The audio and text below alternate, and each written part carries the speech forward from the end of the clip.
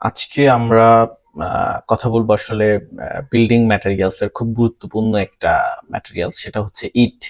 আপনারা অনেকে জানেন যে আসলে ইট দিয়ে ব্রিক ওয়ালের অথবা দেয়াল গাঁথা হয় অথবা ওয়াল করা হয়, যেটা বলেন না কেন।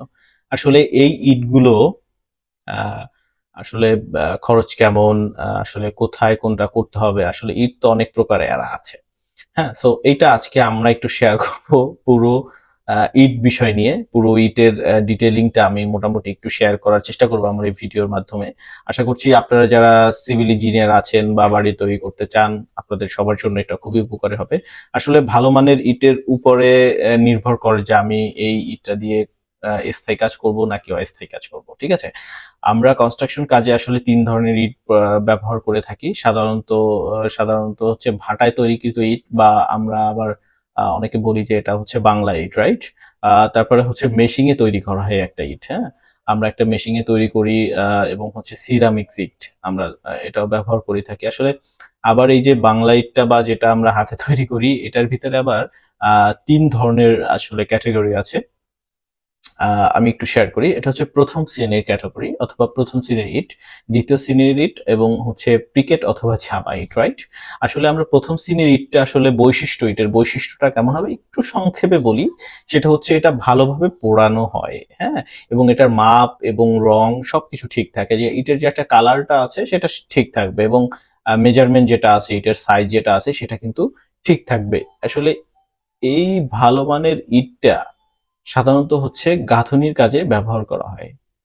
ঠিক আছে, এবং হচ্ছে দ্বিতীয় শ্রেণীর এটা আছে একটা, এটা প্রথম শ্রেণীর চেয়েতে একটু কম পোড়ানো হয় বা কম পোড়া থাকে। এটার সাইজ ছোট বড় হতে পারে। আসলে এইটা আমরা কোথায় ব্যবহার করব, এটা হচ্ছে অস্থায়ী কাজে। আমরা আসলে অস্থায়ী কাজ বলতে যেখানে আসলে টেম্পোরারি কাজ করছি, বাউন্ডারি ওয়াল দিচ্ছি, টেম্পোরারি গাঁথনি করছি, যে কিছুদিন পর এটাকে ভেঙে ফেলবো অথবা রিমুভ করে ফেলবো, সেখানে আমরা দ্বিতীয় শ্রেণীর ইটটাকে আমরা ব্যবহার করতে পারি। এবং পিকেট অথবা ঝামা যে ইটটা আছে সেটা হচ্ছে বেশি পোড়ানো হয় এবং আকার আকৃতি বিকৃতি হয়ে যায়, মানে বেশি পোড়ানোর ফলে আকার আয়তনটা আসলে কম বেশি হয়ে যায়। ঠিক আছে, আসলে এই ইট ঝামা অথবা প্রিকেট এটা দিয়ে হচ্ছে আমরা খোয়াই ব্যবহার করতে পারি। আসলে আমরা যে ব্রিক চিপস বলি যেটাকে, সেখানে আমরা এটাকে ব্যবহার করতে পারি। এইটা আসলে আহ, অনেক সময় দেখা যায় ইটটা বেশি পোড়ানোর কারণে এটা কালো হয়ে যায়। এবং আরেকটা বিষয় আমরা ভুল করি যে ঝামা ইট যেটা আছে কালো ইট, এটা আসলে ঢালাইতে আসলে ব্যবহার করা উচিত নয়। যেটা আসলে ঝামা ইটটা হয় কি বেশি পোড়ালে এটা হালকা হয়ে যায়, দেখবেন যে ভিতরে ফুটা ফুটা ছিদ্র ছিদ্র হয়ে যায়। মানে এটা আসলে ব্যবহার করা কোনোভাবেই আসলে ঠিক না। আচ্ছা, এবার আমরা একটু কথা বলবো সে সিরামিক্স ইট নিয়ে। আসলে এই সিরামিক্স ইটটার বৈশিষ্ট্যটা যদি আমি আপনাদের সাথে একটু শেয়ার করি, তাহলে এটা হচ্ছে মেশিনে তৈরিকৃত ইট। হ্যাঁ, এটা হচ্ছে মেশিনে তৈরিকৃত। এটার সাইজ, আপনি যে সাইজের তৈরি করতে চাইবেন অর্থাৎ সাজটা যে সাইজের থাকবে, ইটটা সেই সাইজের বেরোবে। এটা কম বেশি আপনার আপনার মতো করে আপনি ইউটিলাইজ করে নিতে পারবেন বা করা যায় অর্ডার করলে। এবং এটার সাইজটা সুন্দর থাকে এবং এটা দেখতে এবং এর গুণগত মান অনেক উন্নত। ঠিক আছে, এটার গুণগত মানটা উন্নত কারণ এটা আমরা হাতে কাজ করছি এবং মেশিনের মাধ্যমে তৈরি করছি।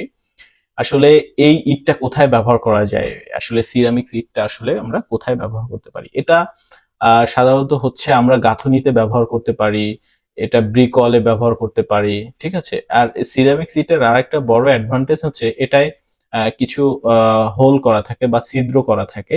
দেখবেন যে কিছু কিছু ইটে 3টা ছিদ্র আছে, 10টা বা 13টা ছিদ্র থাকে, 8টা ছিদ্র থাকে। এই ছিদ্রর ভিতর দিয়ে যদি 8 মিলি অথবা 10 মিলি রড দিয়ে অ্যাটাচ করা যায় তাহলে গাঁথনিটি খুবই মজবুত হয়। ঠিক আছে, আসলে এই ইটের আসলে ব্যবহারটা খুবই সুন্দর, এবং এইটা সিরামিক্স দিয়ে ইটটা গাঁথনি করলে আপনার প্লাস্টার করার প্রয়োজন হয় না, সুন্দর পয়েন্টিং করে দিলে দেখতে অসাধারণ একটা ভিউ আসে, রাইট।